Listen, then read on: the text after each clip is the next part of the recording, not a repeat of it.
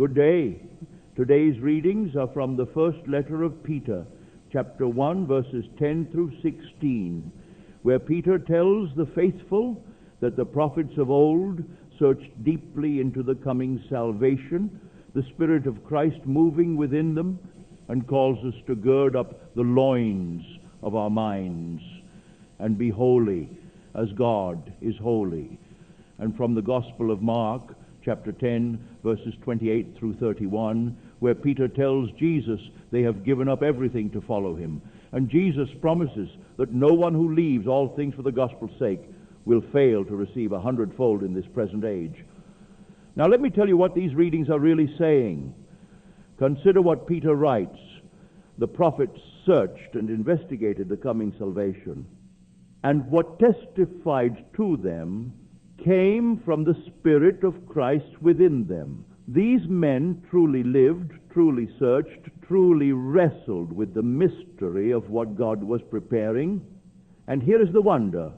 The testimony did not come from outside. It came from within.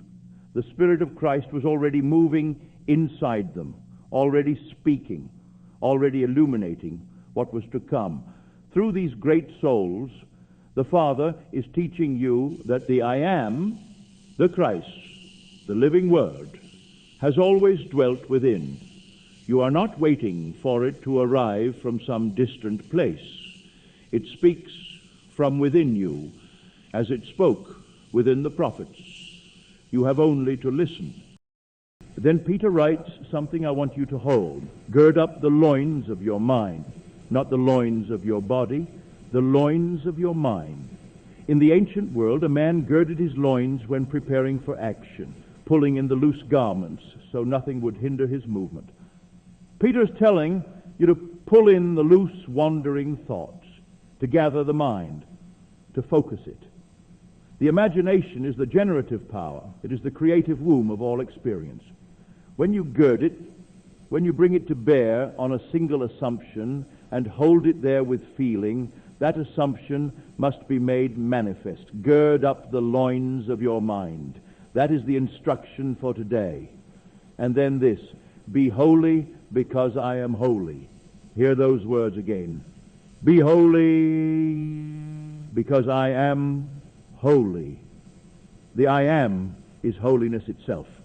Holiness, in its deepest sense, does not mean moral severity or pious performance alone. It means wholeness, it means completeness, it means to be set apart, consecrated.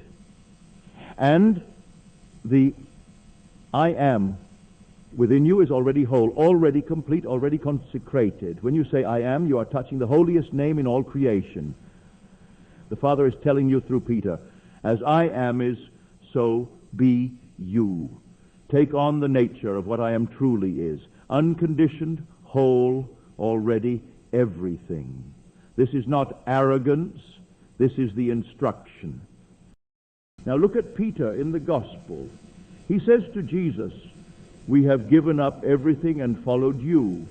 And Jesus does not say, you have made a sacrifice and must now endure. He says the opposite. He says that anyone who gives up house, family, land, for his sake and for the gospel will receive 100 times more now in this present age, not only in some far future. Now, this is the law in operation. To move into a new state, you must release the old one. The assumption requires it. You cannot hold the old concept of yourself and also receive the new abundance. Peter and the disciples truly did leave their nets and boats and tax tables, and what they received was immeasurable.